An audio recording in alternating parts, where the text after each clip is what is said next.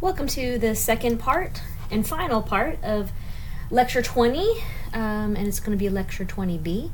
And we've talked already about the Trinity and focused in on God as Father. And now we're going to talk about sin, which is another important theological concept in Christianity.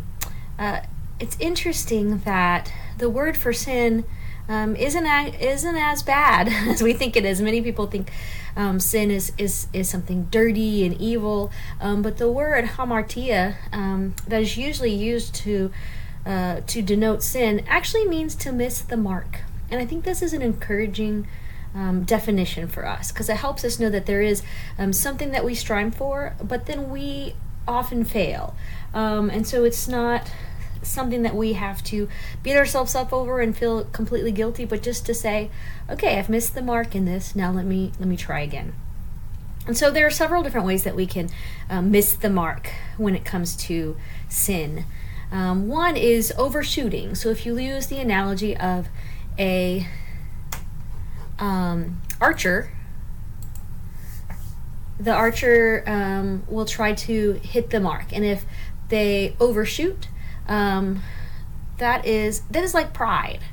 It is one of the sort of basic foundational sinful attitudes.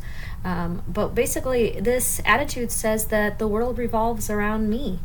And so you can think about examples of this, of people in your life, or maybe in your own life, or throughout history, when people think too much of themselves, or maybe they think too less of themselves, too little of themselves, and they try to overcompensate.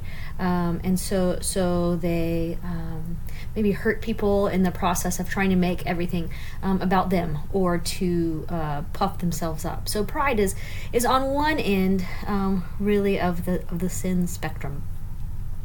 Then there's undershooting. If you're trying to hit a mark and you undershoot, that could be described as apathy.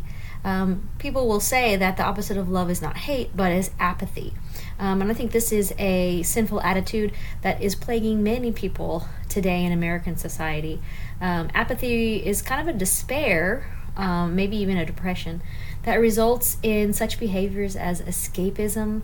There's so many, especially young people these days, who will lose themselves in a TV show. Watch Netflix for hours on end, just to escape sort of from their life and the things that they don't want to face. So numbness, a lack of concern for the people and things around them. People who are apathetic will often fill their lives with meaningless activities and things. And sometimes these are dangerous things. Some people might become addicted to pornography, or to drugs, or even to something that doesn't seem so bad, but busyness, getting involved in so many things just to numb yourself from the feelings that you're feeling. So both of these, pride and apathy, represent opposite ends of the spectrum of missing the mark. But at the core of sin is really the refusal of relation.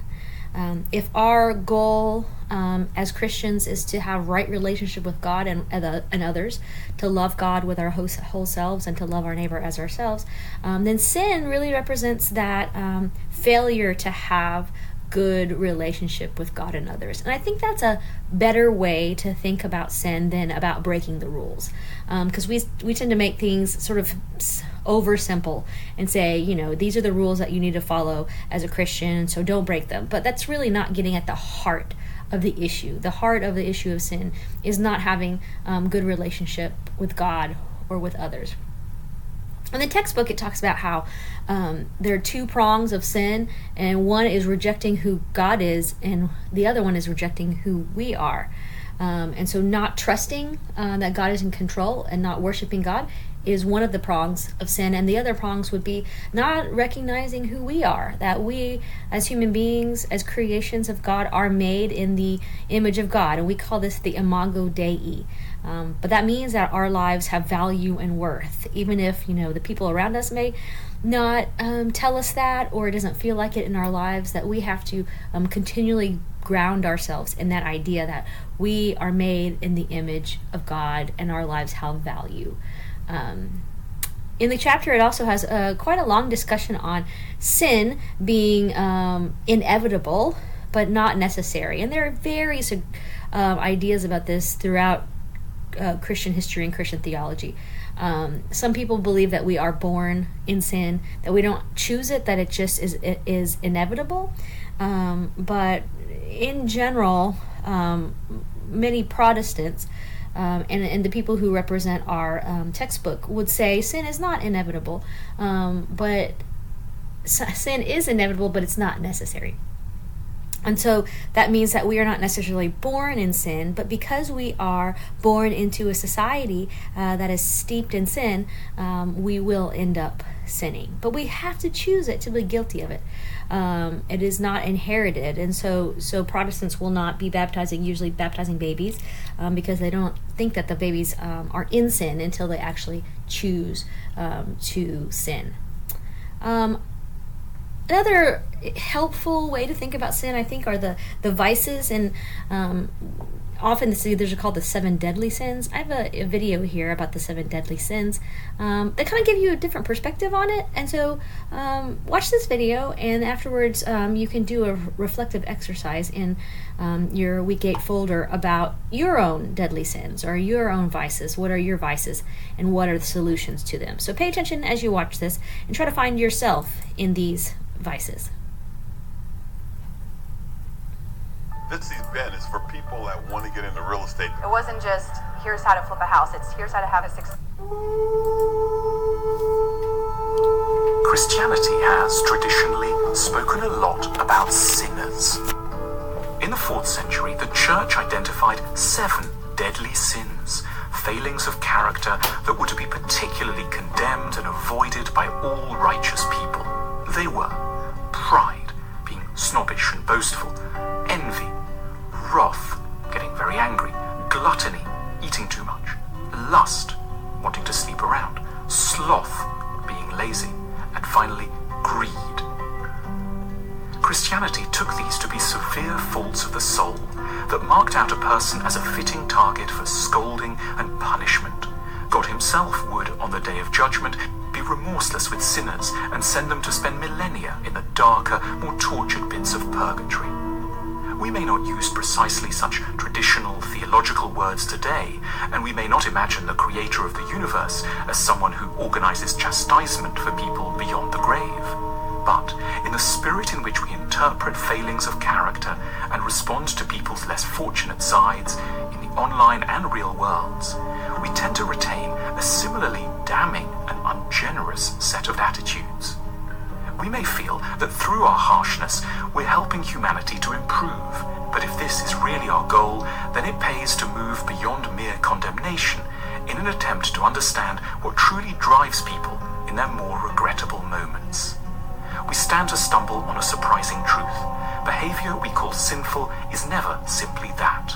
It represents an unfortunate first response to difficulty and distress that could, if it were properly understood, guided, and forgiven, be redirected towards nobler ends. We aren't evil so much as in a lot of pain in a series of areas. Let's consider each of the 7 sins in turn. Pride. It can appear as if we end up boasting and grandstanding because we're so pleased with ourselves. Far from it. Boasting is only ever a response to a feeling of invisibility. We badly need to thrust forward our own importance because behind the scenes our very right to exist seems so much in question. We see it as almost inevitable that others will think ill of us unless we urgently and dramatically assert our greatness. That's why, of all people, the proud don't need to be told they're terrible. This is precisely what they secretly think they are already. They need encouragement to feel a more genuine pride in their own merits, and then to be spared the manic impulse constantly to call them to the attention of others. Envy. Envy is a graceless way of confronting an idea that is, in other contexts, fundamental to decent ambition, as well as modesty of character. The notion that we are incomplete, imperfect, and in need of improvement. Envy grows from the legitimate insight that others have something to teach us, mixed together with a degree of inaccuracy and panic about what this might actually be. Envy should, in a perfect world, be our teacher. We should note when it strikes us, sift through its confused signals, and use them to work out our direction and purpose. The solution isn't to be made to feel guilty for our envious attacks. It's to be helped to understand what's truly missing from our lives. Wrath. The mean, angry things we say when we're upset are almost never truly meant. They are the result of panic and anxiety. We call someone a stupid fool because we are, at that moment, terrified. We shout because we feel we're fighting for our lives. Therefore, instead of being repeatedly told how appalling it is to be angry, we of course know this quite well already. What we need is someone to demonstrate a proper understanding of our underlying fears. "You must be scared" is the kindest but also the most effective response to any angry outburst. It puts its finger on what's really going on. We need others to appreciate our fragility, not berate us for our roars. Gluttony. We eat too many chicken wings and toasted sandwiches, not because we're greedy, but because we're emotionally starving. We want love far more than we want calories. We're just at a loss as to how to find them. So the solution isn't to be told to eat less, as diet gurus and Christian theologians suggest. It's to be helped to discover new sources of kindness, security, and emotional connection. Our appetite isn't essentially bad. It simply hasn't found its ideal target. Our excess weight is a symbol of our background emotional undernourishment. Lust. We want to keep jumping into bed with people not out of degeneracy, but because we are lonely. Sex is the epitome of connection and acceptance. The so-called bad, erotic things we crave feel so exciting because we read them as proofs of someone else's open-ended affection, which is in such short supply in ordinary life. Ideally, we'd not be less lustful, we'd be clearer about what we genuinely need from sex, which is acceptance of our messy, complex, and all too human selves. Sloth. Laziness is really fear. We can't bear to get down to our work because if we were to apply ourselves, we risk terrifying humiliation. We might not succeed as well as we'd like. We might find a task too hard. We may realize we're not yet equipped to undertake it or be mocked by the world. These aren't failings so much as hugely understandable worries. Behind our inaction is anticipated disaster, a catastrophizing mind. We will begin at last when the fear of doing nothing at all trumps the crippling fear of doing something badly. Greed, the powerful urge to take more than our fair share, is really a reaction to a feeling of deprivation. We felt so neglected and vulnerable, we require ever more. Our fear is so entrenched, we're trying to keep it at bay by grabbing as much as we can as quickly as possible. To others, we may look already advantaged and privileged, but inside, we just feel desperate.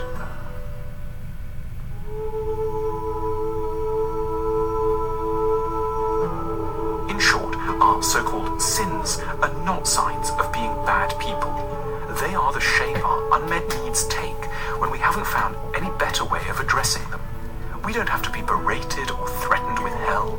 We need an open affection that welcomes us as we are, a forgiveness that doesn't involve criticism, and a tenderness that delicately, without humiliation, locates our true vulnerabilities and encourages our own native appetite for reform. We love bringing you these films. If you want to help us to keep bringing... So that's an interesting perspective on the 7 deadly sins.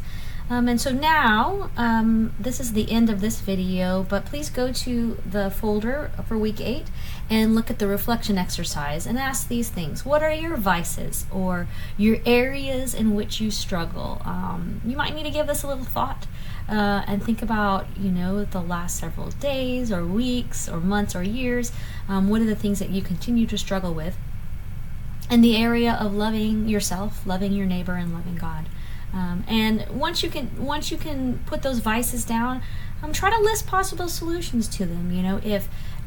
If there are some bad habits that are coming out because you're lonely, maybe a solution would be to find some friends, to be more friendly or accessible to others. Just think about some of the solutions to your vices. And we're going to end this now. Thank you.